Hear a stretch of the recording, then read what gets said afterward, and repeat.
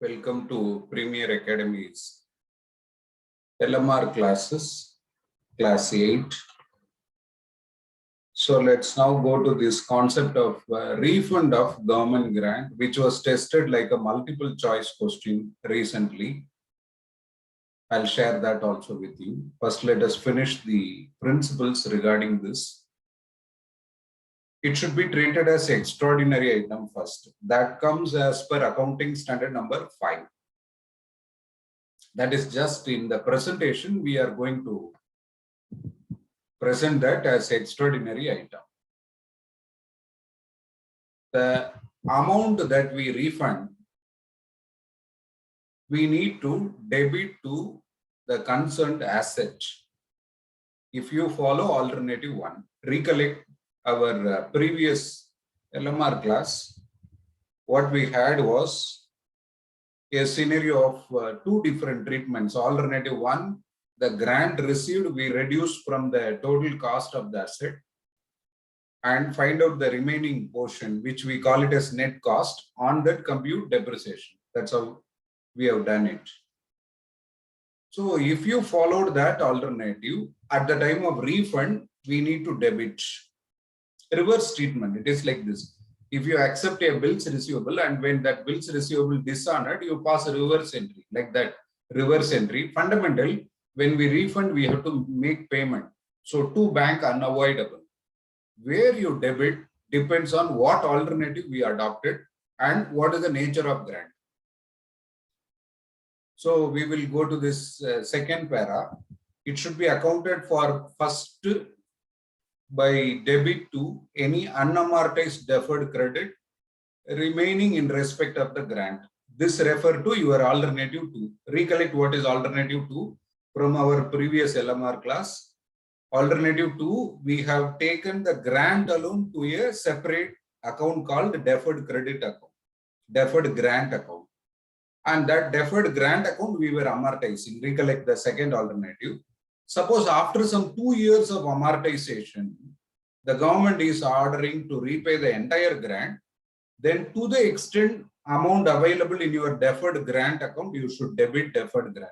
The remaining amount we have to debit P&L. This is for alternative 2.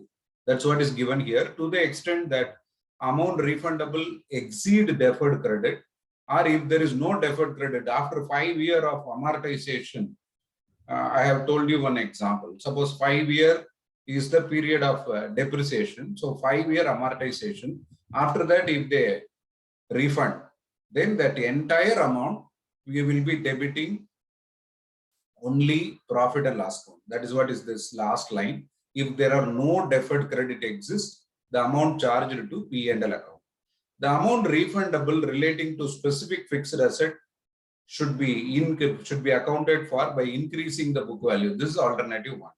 So I'll shade it also for your convenience. This is what is alternative 1. So we need to add the concerned asset is what is given here. Add the asset means the debiting the asset. That is where you will increase the value of asset. Or if it is promoter contribution, which we have taken originally to capital reserve, you need to debit capital reserve. So that will result in reduction of capital reserve because we are debiting the capital reserve account.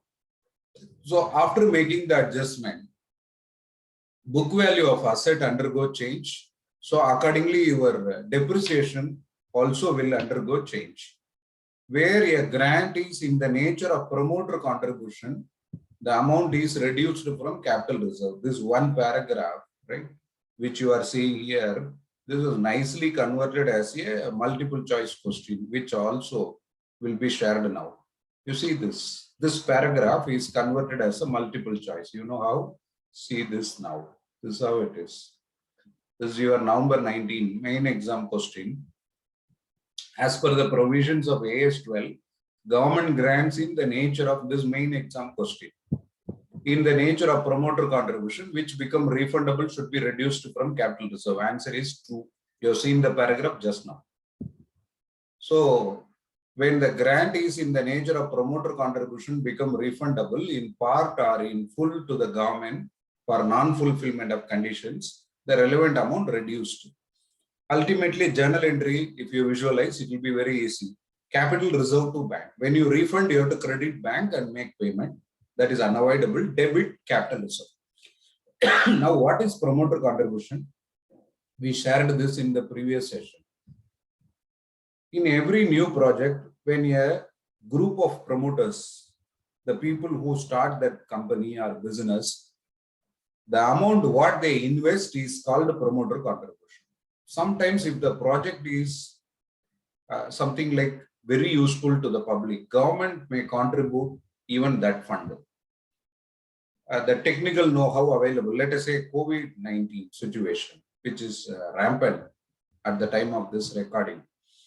So if suppose somebody find a cure, medicine, they know the formula, they are having the know-how, technical know-how, but they don't have the fund. The government may be ready to invest because it is a problem of the world. And if somebody could find a tablet which can cure this thoroughly, then government would be ready. That is one classic example for promoter contribution. Now the group of promoters who are having this technical know-how, the knowledge, process knowledge, if they have fund, they will contribute. Some portion will be contributed by government. If they don't have the funds required for the project, government may contribute. Later in your articleship, you will prepare something called a project report. If it is a big bank loan, which they are taking term loan and all, and in that you will project in the next 5 years, what is your financial plan that you will give to bank. Mostly it is done by auditors. So for small, medium enterprises, they come to auditors immediately for this sort of requirement. As part of your articleship training, you will come across the preparation of project report. And in the project report, first page itself, this point will come. Promoter contribution, bank loan. Sources of fund they'll give, application of funds. These two things will be given as a project summary in the first page. Sources and application. And that time you will come across this word promoter contribution. See the relevance of practical as well as our exam. Now this chart summarizes the various treatments available for depreciable fixed asset. First, it is treated as extraordinary item. If you reduced it from the asset, then book value of the asset should be increased. This is alternative one. Your left hand side is alternative one. Are you able to see that? Reduction from value of asset. If initially credited capital reserve, then you should debit capital reserve. That is what we are writing it as. It should be adjusted to capital reserve. Come to the right hand side, we take it to the deferred grant account, deferred credit account, then unamortized portion, nothing but book value. That is called unamortized portion. The unamortized portion, the book value in the deferred credit, you should debit. Remaining amount, we will be debiting to profit and loss account. This is how the refund is accounted. After adjusting the refund, the book value, what you get, that book value will be used for computation of depreciation. So with this background, let's now move on to a question. So I told you very clearly, the accounting for refund depend on original treatment. Originally, what we have done with the grant. When we received the grant, which account you have taken. Depending on that, the refund accounting is done. To summarize, if it is originally credited to capital reserve, then what we do, we debit to capital reserve at the time of refund. So technically it is explained in the standard as reduced from capital reserve. Capital reserve visualize will show credit balance. So when you refund, if it is debited, that credit balance come down. That's why we are writing reduced. That has come as a true or false question in November 19. Main exam. I have shown you the question as well as answer also. Simple point, but if you come across this already, it is very easy. You will answer nicely. But if you have not studied, it will look like new. First, you will wonder in the main exam, what is this promoter contribution? And no one will be there to explain what is promoter. You have to imagine, visualize, answer. Sometimes it may be wrong, sometimes it may be right, like that. So it is always better to learn these easy things, which you can grasp within minutes. If you stay focused, within minutes, you can update this point. Now we will go to another question. Primus Hospitals Limited had acquired 40 units of Doppler scan machine from Oliver USA at a cost of $1 1,65,100 per unit in the beginning of the financial year 2017-18. The prevailing exchange rate was 65 rupees for $1. The acquisition was partly funded out of a government grant of 5 crores. The grant relating to such a machine was given with a rider. Rider means with a condition that in the event of change in management, the entity bound to return the grant. When they put some conditions like this, and if those conditions are violated, the entity which received the grant, in this case, Primus Hospital Limited, they have to refund. So in April 20, so they acquired this in the beginning of the financial year 17-18. That means 1st April 17, 2017, 17-18, 18-19, 19-20. So 4th year beginning, right? 3 years completed, 4th year beginning. In April 2020, 51% of the control in the company was taken over by an overseas investor. The expected productive period of such an asset is normally reckoned as 5 years. Depreciation adopted 20% per annum on SLM basis. The company incurred rupees for the dollar, not rupees. The company incurred expenditure of $4,000 towards bank charges and rupees 7,500 per unit as sea freight charges. You are informed that neither capital reserve nor deferred income account has been maintained. This means it's a very important point. It's a very important clue. They are following first method, alternative one. Because in alternative one, first entry bank to grant. Anything if you receive, you will debit bank. Here we are receiving grant, so credit grant. Bank account debit to grant. Then the credit balance will go to asset and you will net off. Journal entry if you want. Grant account debit to PP account, the concerned fixed asset account. So the asset value will decrease. That method they follow. Because if they had followed the second alternative, you will have deferred credit account or capital reserve account. If it is a non-depreciable asset, you will have capital reserve. So those things are not there. You are required to suggest the accounting treatment as a result of return of the grant in the light of relevant days. Of course, it is a accounting standard 12. So here they followed alternative one. So at the time of refund, what we should do, we need to increase the asset because the journal entry for refund, here it is machinery, Doppler scan machine, that machinery account debit to bank account. Reverse entry. So I told you 2 entries before explaining this point. What are the 2 entries? For receipt, bank to grant. For adjustment of grant, grant to asset. So your asset will be at net book value and net of grant. Now you have to add, increase, because you are debiting asset. When we debit asset, all of you listening to this know the asset value will go up. So we need to add. So let's now move on to the solution. We need to find the revised book value as on 1st April 2020. Revised book value. How are we going to compute this? Let's present this answer rupees in lakhs. The reason there is the $1,65,100. Again, you have to multiply 65. The amount may be huge.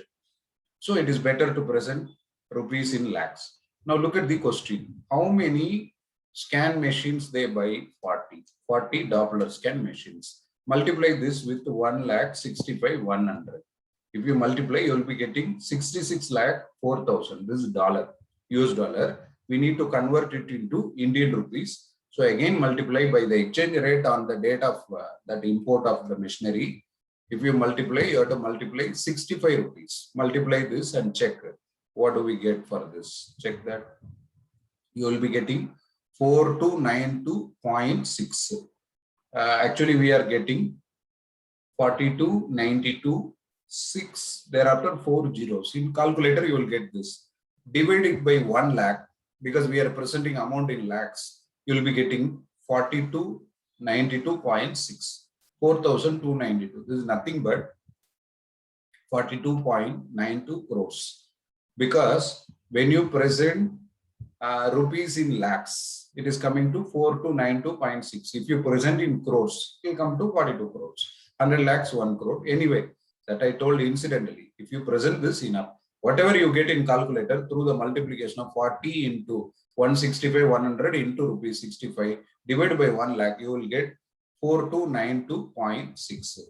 So after this, we should add that bank charges. We should add the sea freight. So the total cost to be capitalized will come because bank charges and freight charges incurred for this purpose, we are adding both. And then from there, reduce the grant, you will get net cost. And then you should depreciate it for 3 years because look at the title. We want not just book value. We want book value on 1st April 2020. So you should depreciate for some 3 years. Let's go to that now.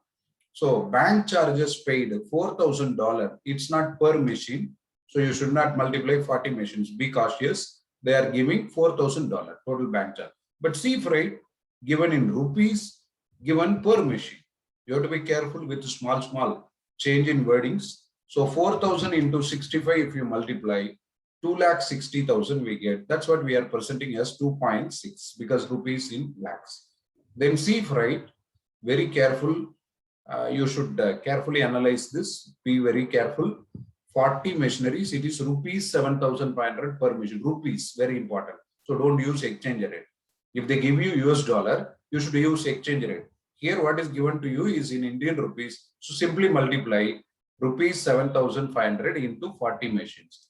So 40 into 7,500, if you multiply 3 lakh, that's what we are presenting as 3. Add this 3, you will be getting 4298.2. That's what is called the total landed cost. 4298.2. From this, we will reduce 500, that grant, and then calculate depreciation for 3 years. 500, 5 crore grant. 500 lakhs, 5 crore is 500 lakhs. Reduce government grant, 500 lakhs. You will be getting 3798.2. And this 3798.2, 20% depreciation per annum. So you can multiply into 20% into 3 years because 17, 18, 18, 19, 19, 20 also you should provide. On 1st April 20, we are finding the value. So 3-year depreciation, if you calculate, it will come to 2278.92. You can calculate for yourself, very easy.